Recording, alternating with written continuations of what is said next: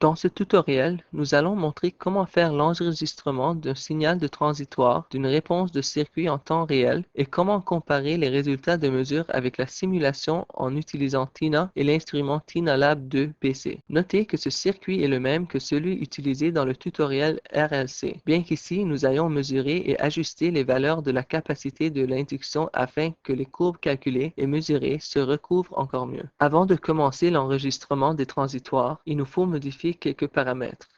D'abord, entrez dans le menu Test et mesure et sélectionnez Options.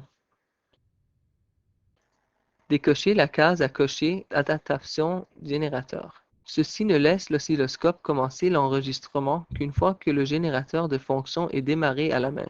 Ensuite, nous plaçons les instruments sur l'écran. Nous allons maintenant modifier quelques paramètres. D'abord, sélectionnez le générateur de fonctions en temps réel du menu T et M.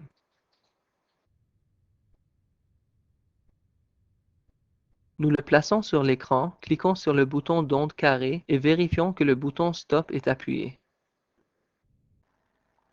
Ensuite, sélectionnez l'oscilloscope en temps réel et placez-le en dessous du générateur de fonctions.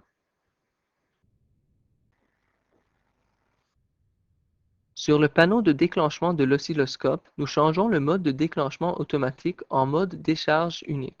En mode décharge unique, la mesure commence quand nous appuyons sur le bouton départ du générateur de fonctions. Maintenant, nous appuyons sur le bouton de démarrage de l'oscilloscope. L'oscilloscope est actif, mais attend l'événement du déclenchement, qui est la première pente ascendante du signal de générateur. Déplacez la souris sur le générateur de fonctions et appuyez sur le bouton départ. La réponse transitoire mesurée apparaît sur l'écran de l'oscilloscope. Maintenant, il apparaît la réponse initiale et plus tard la réponse en régime permanent du circuit.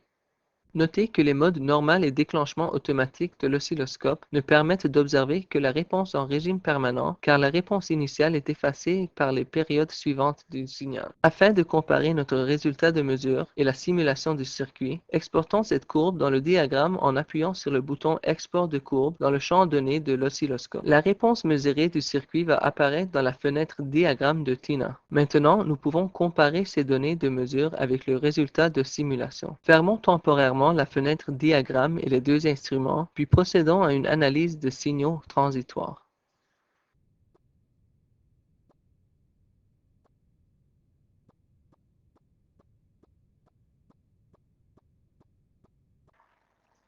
Notez que nous avons paramétré l'intervalle de temps de transitoire maximum à 10N pour améliorer la précision de la simulation. Dans le menu Analyse, sélectionnez Analyse transistoire et appuyez sur OK. Le résultat de l'analyse des transistoires apparaît. Bien entendu, ce résultat comporte tant la réponse initiale que la réponse en régime permanent.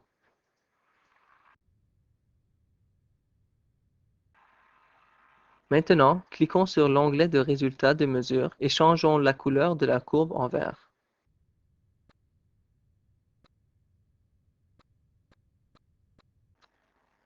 Sélectionnez et copiez la courbe dans le presse-papier.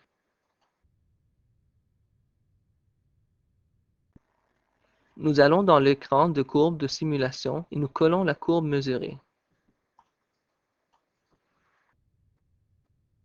Nous voyons que ces deux courbes se recouvrent presque parfaitement.